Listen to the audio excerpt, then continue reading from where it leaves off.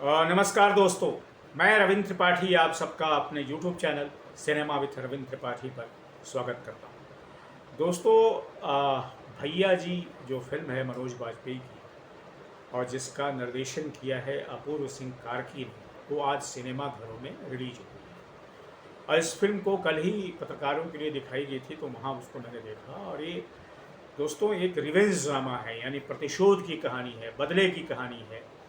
और इसमें मनोज बाजपेयी ने जिस भैया जी यानी कि रामचरण जिनका नाम है मुख्य नाम, लेकिन भैया जी के सारे लोग जानते हैं, उसका किरदार निभाया है, जो अपने छोटे भाई की हत्या का बदला लेने के लिए बिहार से दिल्ली आता है। बिहार में बताई गई है जगह जो सीतामढ़ी, पर मुझे लगता है सीतामढ़ी को सीतामंडी कर दिया गया है, तो थोड़ा सा काल्पनिक चीज़ें बनानी पड़ती हैं जिससे कि वहाँ के लोग नाराज़ न हो जाएं।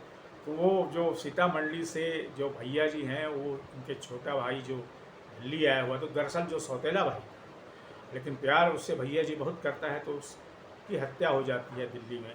और तो जो हत्यारा है उसको पकड़ने के लिए जो है, या उसको सज़ा देने के लिए भैया जी का जो किरदार है वो दिल्ली आता है और तबाही मचाता है।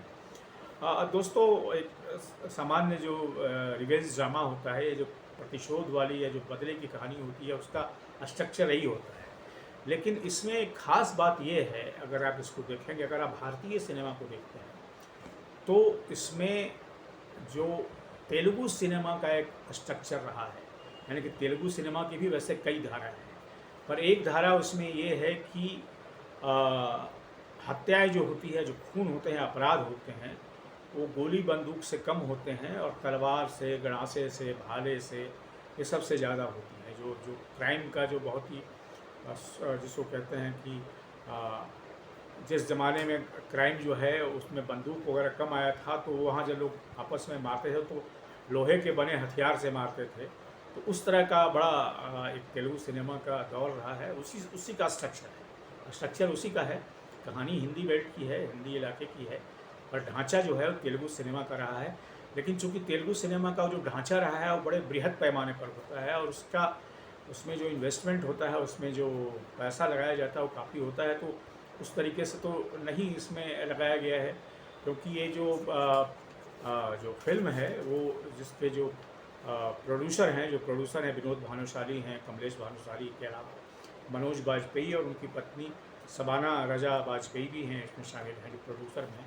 तो उतना खर्च नहीं किया गया है, इसलिए जो प्रोडक्शन का लेवल है वो तेलुगु सिनेमा का नहीं है, लेकिन ढांचा वही लिया गया है। और इसमें मनोज बाजपेयी ने अपना इमेज बदलने की कोशिश की है। अभी तक वो सामान्य मध्यवर्गीय एक व्यक्ति के रूप में आते हैं, और उसके इर्द गिर्द फिल्में होती हैं जो अच्छी होती हैं, बहुत चली हैं, पर इसमें उन्होंने अपना इमेज बदलने की कोशिश की है।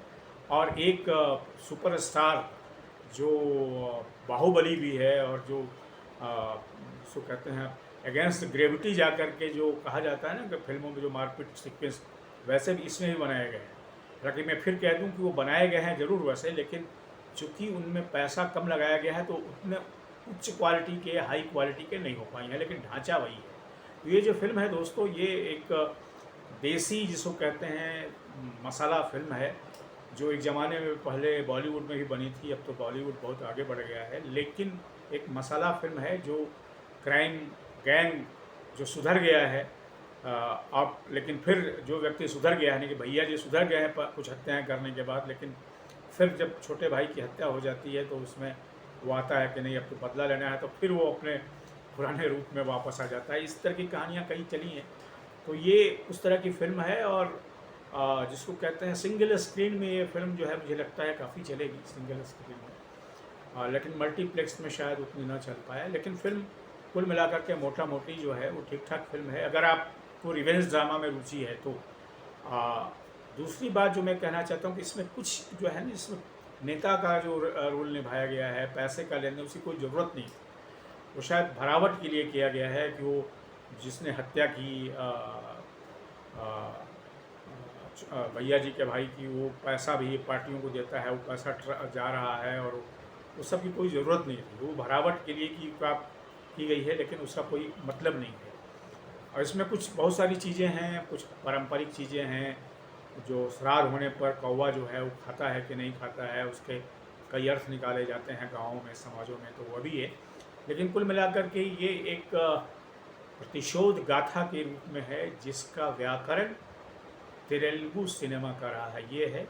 और दोस्तों, आज के वीडियो में सिर्फ इतना ही। आपसे निवेदन है कि मेरे इस यूट्यूब चैनल को सब्सक्राइब करें, लाइक करें और इस पर अपने कमेंट भी लिखें। Thank you very much.